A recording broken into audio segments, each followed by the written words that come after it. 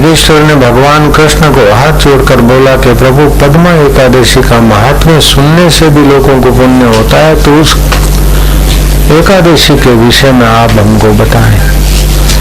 भगवान कृष्ण कहते हैं कि युधिष्ठिर, जो तुम पूछते हो वही बात नारद जी ने भगवान ब्रह्मा जी से पूछी। तो नारद जी ने पूछा था कि भादो महीने में जो पद्मा एकादशी है उसका महिमा क्यों इतना बड़ा भारी है। हर एकादशी का अपना अपना महिमा, एकादशी का व्रत रखना चाहिए। जिसको पुण्य आत्मा जीवन चाहिए और पापों का क्षय चाहिए, रोगों का दमन चाहिए, आरोग्य की प्राप्ति चाहिए और भक्ति में बरकत चाहिए, उनको एकादशी का व्रत रखना चाहिए। डायबिटीज वाले और अति कमजोर लोगों की बात अलग है, बाकी तो व्रत तो रखना चाहिए। 14 दिन में हम जो खाते हैं उसका जो रस बनता है, 15वां दिन उपवास करते तो वो रस हमारा वो वीर्य ओज में बदलता है। कुछ लोग तो वीर्य को काम विकार में गंवा के जल्दी बुढ़ापा कर देते, और कुछ तो उससे भी बदले हैं कि अपनी बहू रानी के साथ या और कुटुंबियों के साथ कुकर्म करते, बाद में बड़ा कष्ट भोगना पड़ता बेचारों को। अभी भोग लेते बाद में बड़ी बुरी हालत होती। मरने के बाद क्या, मरने के पहले, मरने के बाद तो नरक में जाते, मरने के पहले भी बड़े कष्ट भोगते बेचारे। एक दिन उपवास रखने से वो जो शक्ति है वो ओज में बदलती है। एकादशी का व्रत अपने शास्त्रों में आता तो ब्रह्मा जी ने बताया नारद जी को कि पुत्र ध्यान से सुनो, और भगवान कृष्ण ने बताया युधिष्ठिर को कि नारद जी को ब्रह्मा जी ने ऐसा बताया। आश्रम बता रहा आपको, वही अनादिकाल की बात है। कितनी ऊंची बात अपन सुन रहे। आप नारद जैसे महान नहीं, लेकिन नारद जैसा सुन रहे वो आप सुन रहे। आप युधिष्ठिर जैसे धर्मात्मा राजा तो शायद कोई होगा, लेकिन युधिष्ठिर जो सुनना पसंद करता वो आपको बिना पूछे मिल रहा है। ये सत्संग की बलिहारी है। तो भगवान ब्रह्मा जी कहते हैं कि सूर्य वंश में राजा मानदाता हो गया। वो सुबह सूर्योदय से 2 मुहूर्त पहले उठ जाता था। राजा होते हुए भी महाराज था वो। उसके राज्य में सब लोग सुखी रहते थे। उसके राज्य में कोई दुराचारी नहीं था। उसके राज्य में बहू पर बुरी नजर करना माना बेटी पर बुरी नजर करना, तो बहू पुत्री के समान होती है। इतना धर्मात्मा राजा था। प्रजा बुरी नजर से देखते नहीं थे। कुटुंबी क्या पड़ोसी के तरफ भी बुरे कर्म बुरी नजर से नहीं देखते। व्यर्थ का बोलते नहीं थे, व्यर्थ का खाते सुनते नहीं थे। बड़े धर्मात्मा थे और बड़ा सत्युग का सुख था। एक कमाता था 100 खाते थे। अभी तो लेडी भी कमाती, लेडा भी कमाता तो भी घर में शांति नहीं, मेरा शांति छोरा भी कमाए तो भी दुखी है लोग। तो मान रहता तो राज्य में बड़ा सुख था। एकाएक उस सुखी राज्य में अकाल पड़ गया। 1 साल अकाल, 2 साल, 3 साल अकाल पड़ा। अन्न खाने को नहीं, ढोर बेचारे मर रहे। राजा को प्रजा ने जाके कहा कि महाराज अब कहीं करो कुछ। राजा जो यथा राजा तथा प्रजा, हम क्या करें आप बताओ। राजा बोला मैं भी चिंतित तो हूं, लेकिन हम क्या उपाय खोजेंगे।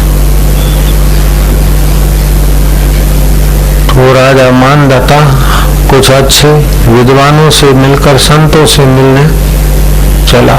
जंगलों में, गिरियों में, गुफाओं में, वनों में, जो आत्मा को परमात्मा में, परमात्मा को आत्मा में देख कर हम ब्रह्मास्मि के पूर्ण सुख में जगह ऐसे ब्रह्मज्ञानी संतों की खोज में लगे।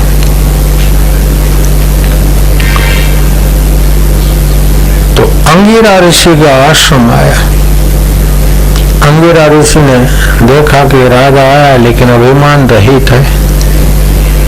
राजा का यथा योग्य राजा ने प्रणाम किया। अंगिरा ऋषि ने उसको यथा योग्य बैठने की आज्ञा दी।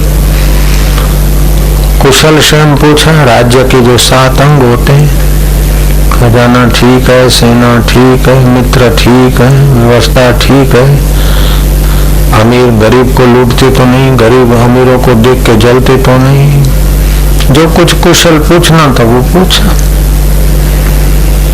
फिर पूछा तुम्हारा आना कैसे हुआ? मानदाता हाथ जोड़ के बोला कि महाराज मेरे सूर्य वंश में जो भी राजे हुए इतना 3-3 साल का ऐसा भयंकर अकाल नहीं देखा। आप सुनोगे 56 अकाल? हो 56 नहीं हो तो बड़ी अकाल। अभी तो बोरिंग है, इधर उधर से आ जाता है, इतना अकाल का प्रभाव नहीं पड़ता जितना पहले पड़ता था। अभी तो ट्रेनों के द्वारा सामान आ जाता है, घास चारा ये हो। पहले तो बैलगाड़ियां बेचारी क्या ले जाए 800 किलोमीटर। अंगिरा ऋषि ने बोला कि तुम्हारे राज्य में अकाल पड़ा है, उसका निवारण करना हो, कोई न कोई घोर पातक हो, कैसा भी दुखद पाकट तक हो और मुसीबत हो, वो दूर हो जाती और भगवान हरि प्रसन्न होते। जल का नाम भी नर है, नार है। वो उस जलाशय में शयन करते इसलिए भगवान का नाम नारायण। नर नारी का अंतरात्मा बन के बैठा इसलिए भी भगवान का नाम नारायण है।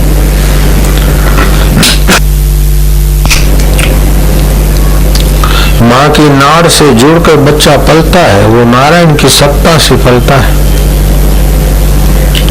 इसलिए भगवान नारायण का पूजन करना चाहिए, भगवान हरि का सुमरण पूजन करना चाहिए। एकादशी का व्रत करेगी प्रजा तो प्रजा के जो दोष हैं जाने अनजाने में,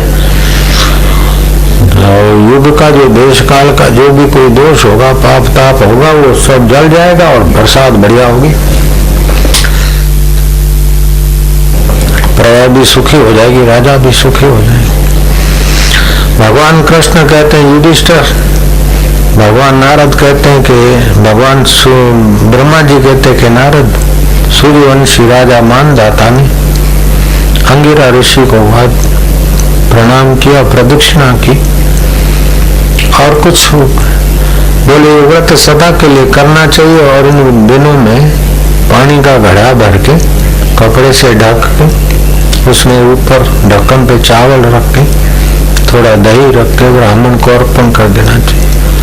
ऐसा ब्राह्मण नहीं कि पान मसाला खाता हो, वो जमाने में पान मसाला था नहीं। व्यसनी ब्राह्मण को नहीं, व्यसन से पुण्य नाश हो जाते हैं, आरोग्य खराब हो जाता है।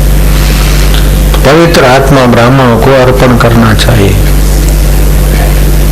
भगवान के नाम का जप करना चाहिए, दिन को शयन नहीं करना चाहिए। रात्रि को जागरण करने से और पुण्य लाभ और भक्ति बढ़ती।